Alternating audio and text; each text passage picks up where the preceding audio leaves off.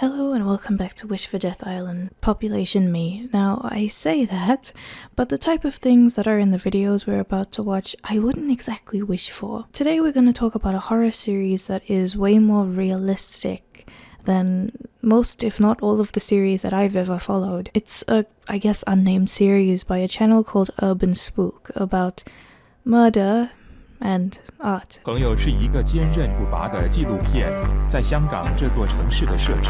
Now, when we get horror series and analog horror, we usually get some paranormal or sensational stories.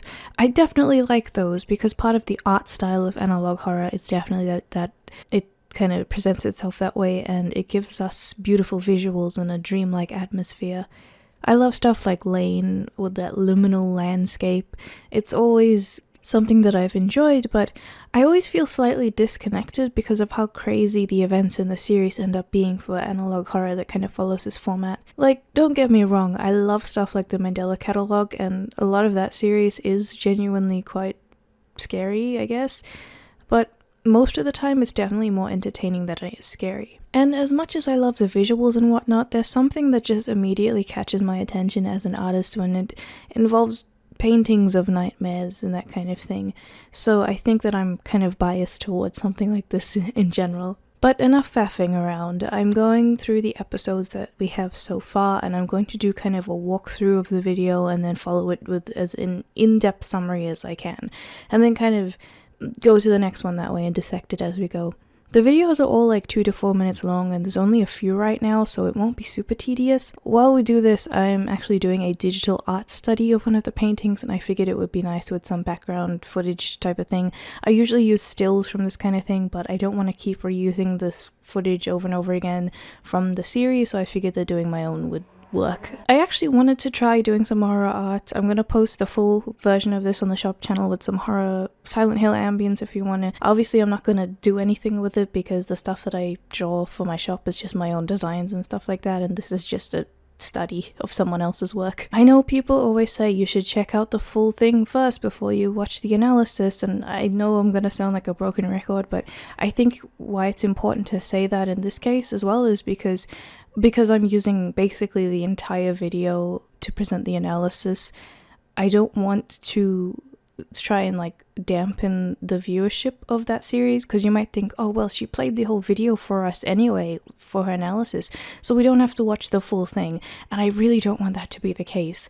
Like, obviously I'm cutting out bits here and there, but most of the video is just pictures and captions, and I'm reading all of the captions for the benefit of the people listening to the video, so it's obviously gonna be like, you know, I don't want it to be the case where someone thinks that they've seen the whole thing from my channel and won't go to that channel. Do you know what I mean? So just support the original creator as much as possible and primarily focus on their work and the original place where the work came from, and not me just talking about it.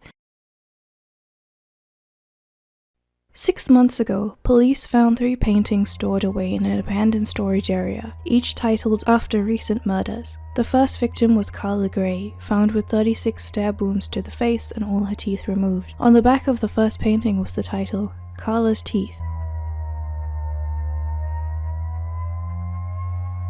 The second victim was Jackie Graham, found drowned with 27 stab wounds to the perineum. She was alive during the stabbing. Her painting was titled Floating Jackie.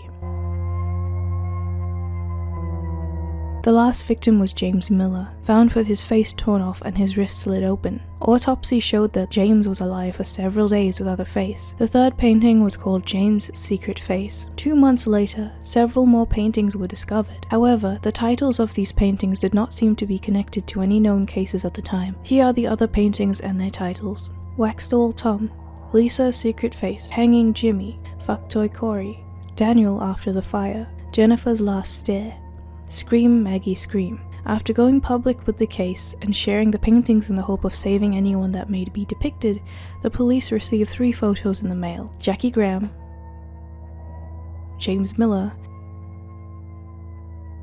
and someone named Jimmy. A self-portrait was found. So it's a short video, but we've immediately got a lot to go over for our intro. Oh, fuck me. Jesus. The first thing I absolutely have to mention is the fantastic soundtrack. Each video has this kind of droning, dreamlike ambience to it that not only mimics the events, but also ramps up each video. As we'll go along, it'll start feeling more urgent and there's like more sounds added to it. It really feels like it's following along. What I mean by mimicking the events is for some of them you'll get like these kind of distorted industrial sounds when they're looking through abandoned warehouses and places, but for this one in particular, it sounds like a siren, and the police are investigating and rushing around raiding places, so it's very good to have that kind of sound mimicking in the soundtrack. Not only that, but it also kind of conjures images for me of like a distorted storm siren in a lonely area as the winds gather. It gives the sense of isolation and approaching danger because the police have no idea who they're going to be against, but they'll find out very soon. Also, we have our 3 confirmed victims: Jackie Graham, Carla Gray, and James Miller. All died in a very gruesome ways. James in particular haunts me. He was made to suffer without a face for several days and had gone through horrific things that we aren't even told. His portrait is the one I'm painting right now. However, the victims they found are already dead, but we get this picture from the killer of the unknown Jimmy from Hanging Jimmy. Where is Jimmy and why has his body not been found already like the others? Not only that, but why are there so many other paintings? Because you might have assumed, the way it's described at least, that all of the paintings are from victims that are already dead. But then why do the cops feel like they're in such a rush to get to anyone that might still be alive? Unless we're assuming wrong, they're not actually all dead. Maybe some of them are either held captive or actually being stalked before they even know that a killer is after them. Because the thing is, it's a bit awkward with that many of the portraits. The killer would just be holding so many victims at once. That's why I initially started to suspect that, even with the first video, that the paintings were not done once the victims died. Maybe they were done beforehand, but at what point beforehand were they done? If the person that was named Jimmy wasn't found as a body, but his corpse photo was sent to the police, that doesn't tell us how long he's been dead. The paintings were found 6 months ago. The rest of the paintings were only found 2 months later, Hanging Jimmy being one of those paintings. So there was a 2-month gap between the killed victims that we know of and the ones that are unknown. Could this unknown victim called Jimmy have only been killed after the police found the other paintings? And if that's the case, was this Jimmy found and stalked by the killer in between that time? Or had the killer chosen him months in advance and simply hid the rest of the paintings in another location so that they could watch the police finding them? Maybe we'll find more answers in the second video. 4 weeks ago, a police officer named Bill Collins went missing along with his wife and 2 daughters. Bill had previously discovered the self-portraits in his home, clueless to how it could have ended up there. While searching Bill's house, the police found one of his daughters hanging by the neck from the ceiling in the attic. She was only 2 months old. The Collins family car was found 12 days later by the oceanside. In the car, the police found a painting titled Long-Necked Angel. Angel was indeed the name of the youngest daughter found in the attic. A search would lead to an old lighthouse standing just a few miles away from the abandoned car. The lighthouse hadn't been in use for several years. On the door to the lighthouse, an abstract face was painted in red. Inside, the charred corpse of a missing teenager named Daniel Williams was found. The police later proceeded to the tunnels under the lighthouse. There, the police would find 2 more corpses belonging to Jennifer White and her daughter Lisa White. They had been missing for several months. Lastly, the police found a moist barrel emitting a foul stench. The barrel was filled with mangled meat and bones. Tests later showed that it belonged to the rest of the Collins family. The tests showed extreme volumes of amphetamines. Photos of Collins' family moments before the death was found scattered around the barrel.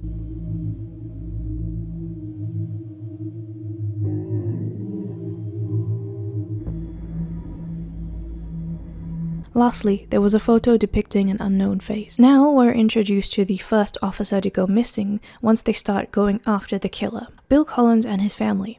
The first thing to point out are the paintings. Why did the killer move his self-portrait into Bill's home, and how? Because it definitely seems that the killer wants the cops to see the paintings. It makes me wonder how the cops actually found the paintings connected to the first 3 victims, because the killer is obviously smart. They definitely know how to sneak around and hide, and the cops are basically floundering around trying to find clues to catch up with them initially, to even know where to start. If the self-portrait was found months ago, it would have been taken as evidence and held as evidence, I think, right? So is this another painting made to scare the cop? Because this was months after they initially found everything, so I imagine it would have been hard for the killer to go and steal the painting from the police unless they're somehow part of the force. And it also makes me wonder how long Bill Collins and his family have been stalked or chosen as the victims since starting this case. It also paints a target on the backs of the other cops because they might have been chosen months in advance to end up like Bill, but it's not their time yet. It also kind of begs the question to me of why Bill was chosen in particular as the first one. Clearly, the killer has to pick specific people to fit into the vision that they have of their art, and these people are kind of prepped months in advance, so it's not like they can just opportunistically kill someone. Well, I guess anyone can, but I mean, they don't want to, right? Maybe it was him being made an example of because he has a family. It's like a scare tactic, I guess. Or was it something that he was doing with the case? Because there's a lot of information that we don't have, so perhaps he was getting closer to solving something and we don't know what it was, but the killer was catching on. I'm actually leaning on the side of he was being made an example of because his family was brutalized in a way that puts emphasis on them. When he initially went missing, his 2-month-old child named Angel was found dead in the attic of his home, so there's definitely like a show-off aspect where the killer wanted them to see this. The car was placed in that way because the killer wanted them to see the painting. And his entire family was wiped out, and there was kind of like a breadcrumb trail leading them around discovering all of these things as like a warning sign, I guess. Because once they find the car, they find more bodies. It also brings up more questions about the timeline, and it reiterates what I believe of the paintings being done months in advance. Because we find Daniel, who we don't know how long he's been missing for, but he's definitely someone that was picked in Daniel after the fire and his corpse was charred. His painting had been created 4 months ago, so that gives us a lot of time for how long he's been missing. Not only that, but in the tunnels under the lighthouse, 2 bodies have been found, Jennifer and Lisa. Both had been missing for months, so that would line up with even maybe, and they don't specify how many months, so it could have been even before they found the other paintings. So now we have 2 more, Jennifer's last stare and Lisa's secret face. We now know who those 2 people are. They were killed months ago, so they must have been dead at least by the time that the other paintings were found, if not maybe shortly after. But further down into an abandoned area, the rest of the Collins family was found packed into a barrel. They had died due to amphetamines. So, the killer definitely knew that the cops would find them because they kind of decorated the barrel with the photos. But that still makes me wonder how many of those portraits there are of people that are still alive and haven't been taken yet. And as I say this, it's very unfortunate that the next video gives us the answer. 10 days ago, the Beck twins went missing. Corey and Margaret, both aged 11. 5 days later, their bodies were discovered inside an abandoned paper mill factory. However, the state of the bodies were found in gruesome condition. Only the upper body of Margaret and the lower body of Corey could be located. The twins had been sewn together in a sloppy manner, and the rest of their bodies has still not been found. Margaret's neck and jaw was broken in several places. A clay brick had been violently shoved down her throat. The word meat had been written on the brick. Corey's genitalia had been removed by pulling force. 1 week before their disappearance, Corey had been dared by 2 of his friends to spend an hour in a remote cabin near Tiger Lake. Allegedly, Corey went inside alone with his digital camera while his friends waited outside. After just 4 minutes, Corey ran out screaming that he had seen a face. According to his friends, Corey's left arm was badly bruised. While investigating the cabin, the police found a wardrobe connected to a crawl space inside the wall. Corey's camera was found on the floor inside the open cavity.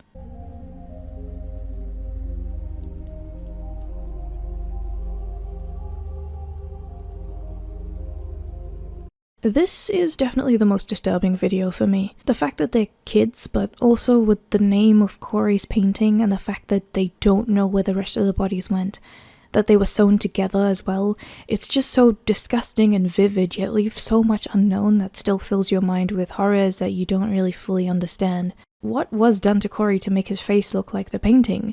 Was it done before or after he died? And honestly, I don't like to think about it. And his portrait was found like 4 months ago, even though, according to the timeline, he and his sister only went missing 10 days earlier from the current day. So he and his sister had been picked and stalked for God knows how long before this event. It had all been planned and everyone was powerless to stop it because no one even knew what was going on. Corey had gone into the haunted house as a dare, dropping his camera when he saw the killer and then left screaming. So if he was being stalked well in advance, he must have been unknowingly walking into where the killer was waiting. However, I don't think that the killer intended to grab him here. By that, I don't mean grabbing him by the arm, I mean like the killer definitely didn't intend to kidnap him at this point. Because everything that the killer does is too well planned out. I think that Corey was grabbed and his arm bruised just as a scare. It was like something that the killer was doing to have fun or maybe frighten him in some capacity. Because why would the killer plan for so long and have the paintings all done like this, only to botch a kidnapping so easily and have people waiting outside that would be able to figure out something was wrong and alert an adult? The face as well does look eerily like the painting and the ones that we have seen before on the cameras, like a mask. No human looks like that, and as far as I'm aware right now, the killer has to be human, right?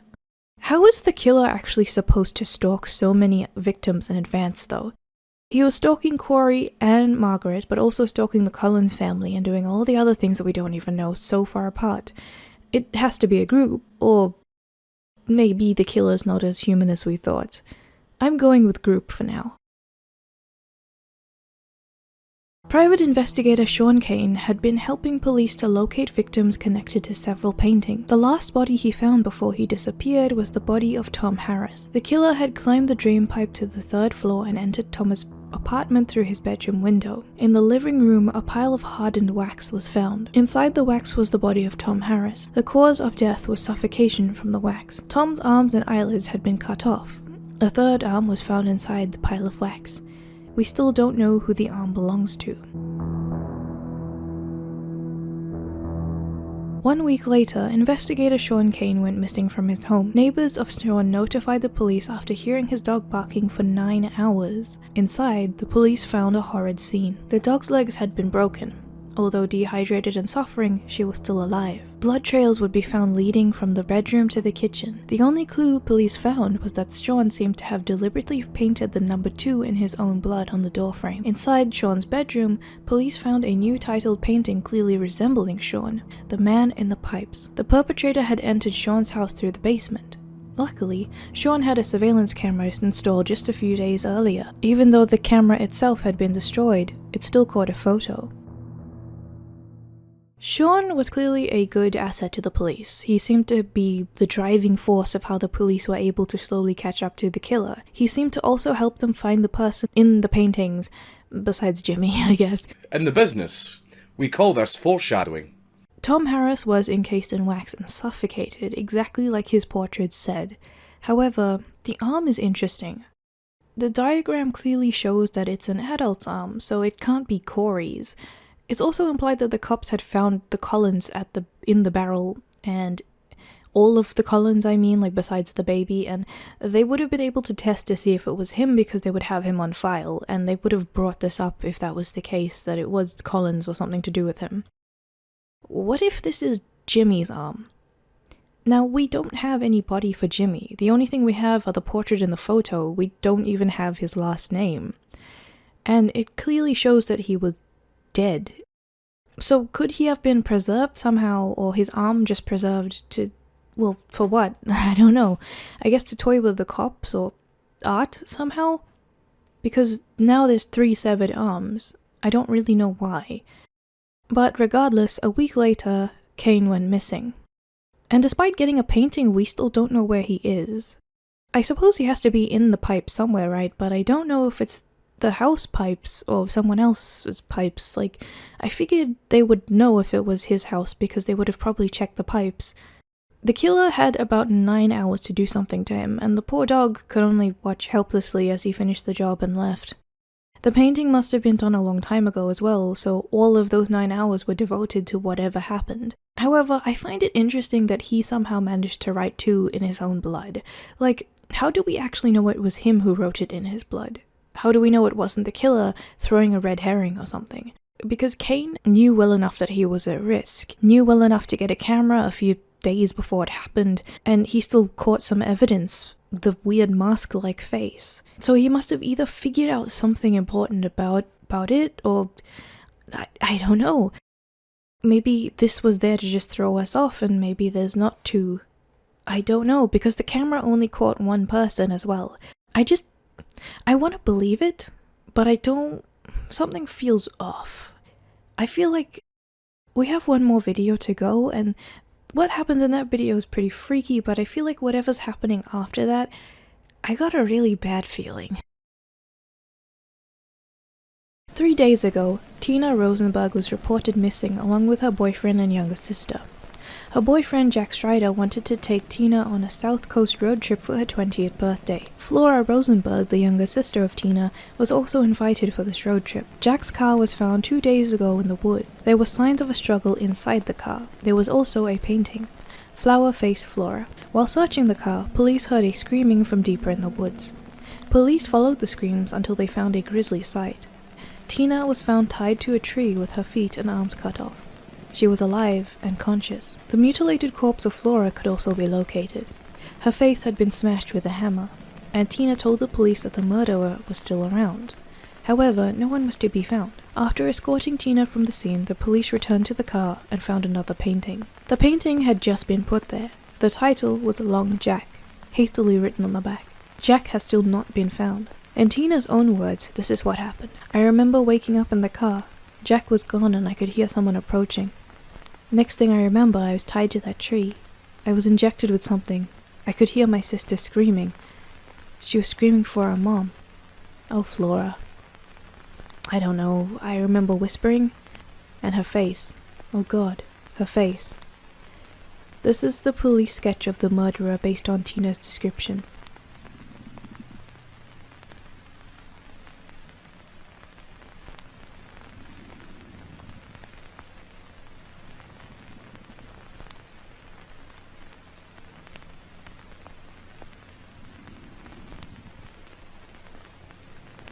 I think that this definitely shows that the cops are catching up to the killer.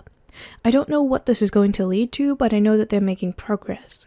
All the other cases involved months or weeks, but then we get 10 days ago when the twins went missing, and then we get when they managed to get there in 9 hours, but unfortunately they weren't able to save the detective. But then we get 3 days ago, and they actually found Tina alive. But as good as that sounds, it also begs the question, did they really stop Tina from dying, or was she supposed to live? I think the killer let her live on purpose. Because the killer was around with them while they were helping Tina. Proof of this is the killer placing the painting and not being found. We also have Flora's body, but we don't have Jack, and we don't know if he was actually immediately killed or if this is just what's going to happen to him. Because the minute that Tina woke up, he was just gone already. Also, there does seem to be something with arms now. First, the arm I suspect to be Jimmy's, and then Tom's arms being cut off when he was encased in the wax, and now Tina's arms are gone. It is expected that the killer puts emphasis on painting faces. That's just what humans do. They paint expressions and eyes and stuff like that. That's just what we do, but now we have another motif that isn't in the paintings. The paintings don't really have a lot of arms to focus on, but in the real world, when we're seeing the painting come to life, we're seeing the arms. Also, Tina managed to give a description of the killer, and that's not what a human looks like. There are two possible things that could be going on here. The first one is that, yes, there's some weird demon thing that was going on, and the killer is like really, really bug-eyed. Or, what I think might be happening is Tina was injected, so she was drugs. What if she interpreted this as the killer's face, but it was actually a mask that kind of blended into the face because she was looking at it through hazy eyes? That seems plausible to me. And it specifically only mentions drugs when there are drugs involved, so I think that it specifically mentions this to be important. So maybe it is a hint to the killer looking like a distorted demon because that's kind of what they're going for. Also, she said she, and some could say, oh god, her face meant that she was looking at Flora's face. But I think that she was looking at the killer's face. Because the killer's face is very striking, and especially when you see it like that, you'd probably say the same thing. I think Tina saw something that she shouldn't have. Also, I think it confirms my theory that the paintings the police found were placed there on purpose, because the killer clearly had prepared some paintings in their hideout and brought them out when they attacked. They must have placed the paintings the police found at the beginning those months ago on purpose, or they knew that they wanted to move their hideout soon and figured it would just be time to throw the police some clues and allow them to find it. So now we can expect more paintings that we've never seen before.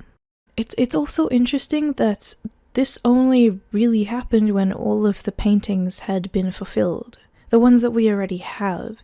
I think after the twins went missing and once Tom's body was found, that was all of them besides Jimmy, but even with Jimmy we had been given his photo to show that he is dead.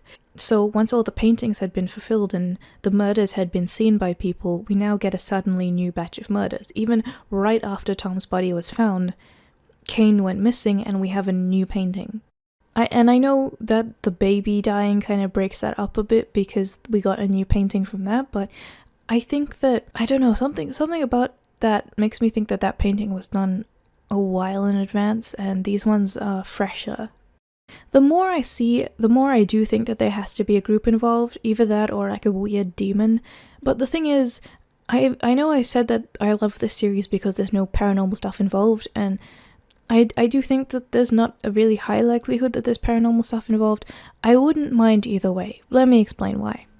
It basically goes back to that sensationalist way that most paranormal media goes. Now, don't get me wrong, I love paranormal media, but it usually just entertains me rather than scares me.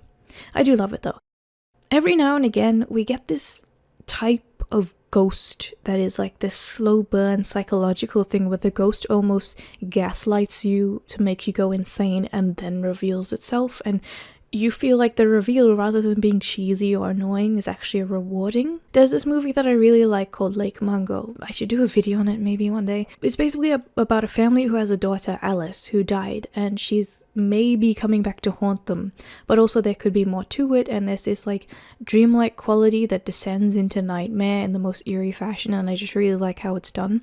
I feel like this is one of the similar type of styles that I really like, so even if it does become like a demon, as long as it's not like this overplayed cheesy Satan thing, I think I'd still enjoy it quite a bit. And what I mean by like overplayed Satan is, you know, like that there has to be like a weird cult or demon worship, like an indie horror games overdone trope.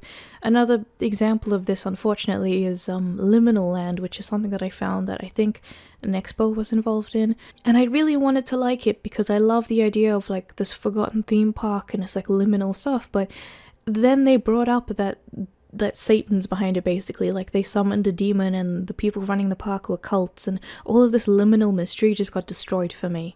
I just checked out and I didn't like it because it was so cheesy and overdone, and I think that it's a promising series, and I don't mean to be like super insulting, but it just really made me check out, and as long as this series doesn't do that in that fashion, I think it'll be fine. When I talk about serial killers as well and this sensationalized thing, another example is a found footage horror movie called the Poughkeepsie Tapes. I don't really like it, but it's a good example of what I mean. Basically, it shows the footage, or in this like mock documentary style, of a killer who brutally murders his victims after playing with them for a very long time and filming all of it. And of course, he's only one person, but he's super autistically good at hiding from everyone, and it gets to the point where I'm just thinking like, is this magic? Why is he so good at doing that? And the style, while definitely making fun of the cheesy way that TV documentaries about true crime are edited, and I appreciate that, it does just kind of take away from everything, and it makes me think of it as like a goofy shock horror rather than something about a disturbing serial killer. He's so over the top that you quickly feel kind of desensitized to the things he does. The interesting part is when they find this woman still alive, and she has such a severe case of Stockholm Syndrome over like a decade of being captive that she kills herself without him. And initially I was like, wow, that's actually really creepy. But then he digs up the corpse and runs away with it like some cheesy comic book shit. He's just like, yoink, and then he leaves, and it just ruined it for me. I definitely recommend the movie if you just want to watch a disturbing movie, and I understand why at the time with things like VHS coming out, it was something that made a splash. Just because I personally don't like something or hold it in that high of a regard doesn't mean that I don't understand why it walked so others could run. So like, it's definitely an important piece of media in the horror scene, and I do appreciate it. I just don't really like it. But that's an example of something that if this series had taken that approach, I wouldn't feel the same way. But since it's subtle in the way that it does things, it leaves me feeling like it's real, you know? Because when we look at real serial killer artwork, it's oftentimes either a very strangely captivating, even something like Hitler's paintings. You know how horrible he was, and then when you look at his paintings, there's this liminal quality to it that it kind of takes the context of who he was and the atrocities he committed and makes it even more eerie to look at in a liminal sense. And I find that same kind of quality, even though these are overtly more violent, because a lot of other real serial killers have these stupid, edgy child drawings. Like, they look like something Insane Clown Posse would do as a joke. But these guys think that they're just hardcore criminals. And it just makes you laugh, really. It's not really disturbing. It's just like, wow, they're that pathetic, aren't they?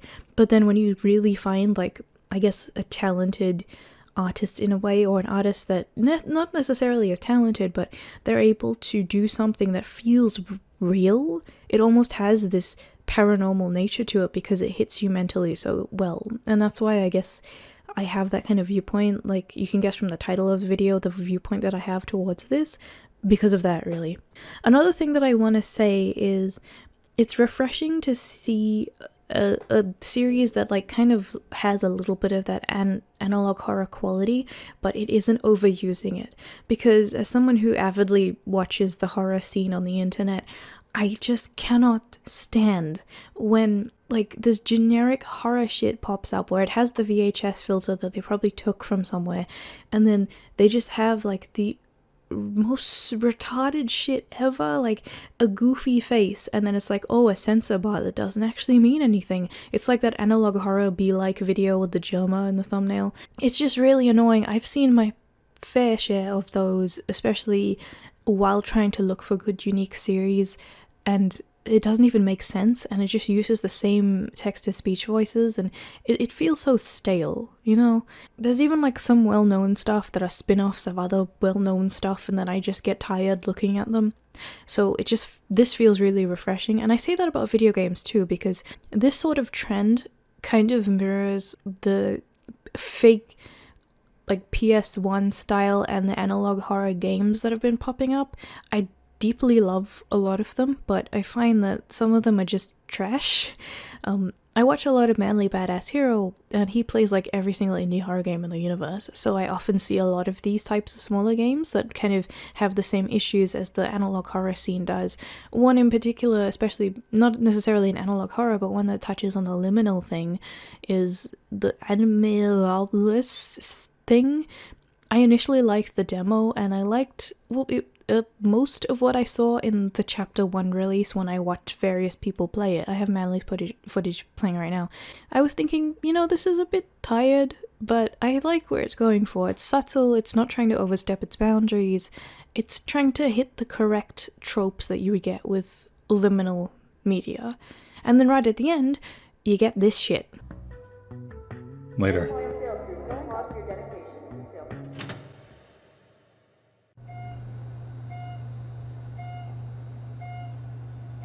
Sounds kind of like a, thing in the hospital, checking your pulse or whatever.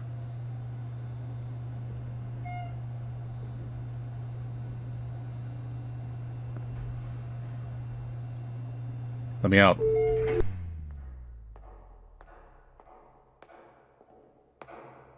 Hey, I'm in this elevator. Settle down. Who? Over here. You know, of all the people who went down there, you're the first person to come back out. Unfortunately, your knowledge of this place is a liability. Wait, what are you talking about? You can't leave just yet. There's a friend of mine still down there. He Wait, what? owes me a few things. No. I'll think about opening this elevator when he is in it too. Dead or alive. Oh, here. Take this. You'll need it. Staff keycard. Going to bottom floor. And I completely checked out. And I have zero interest in the rest of the series, besides maybe looking at it for a laugh to see how bad it is, because it ruined it so much with that ending shit. The stupid female voice actor that was just like, well, welcome to the Xbox Arena. Like, shut up. And why do you need more than one chapter of this? It's just wandering around the mall. Surely there's nothing more that you can do for more chapters. Are you gonna wander around a different mall? Or now that you introduce the stupid voice, is it just gonna be like weird shooter stuff or endless puzzles that you took from like other video games in a different mall? Like, what is the deal with this? It just completely took me out of it because all of the subtlety is gone, and they just basically gave you a big fuck you, and then they were like, no, not that kind of game anymore. You have to play a different game now for chapter 2. I guess I won't check out chapter 2 then. Unless at the end of all of it you're also going to tell me that Satan is somehow involved as well in the same way as every other horror series ever that did this. It's just kind of a pity. But this was supposed to be a video about something that I actually like, and Urban Spook is very, very talented, and it's incredible. I am constantly on edge waiting for the next episode, and I really hope that you start following the series as well, because I just think that we need to prop up these absolutely stellar series. And that's really all I wanted to say about that.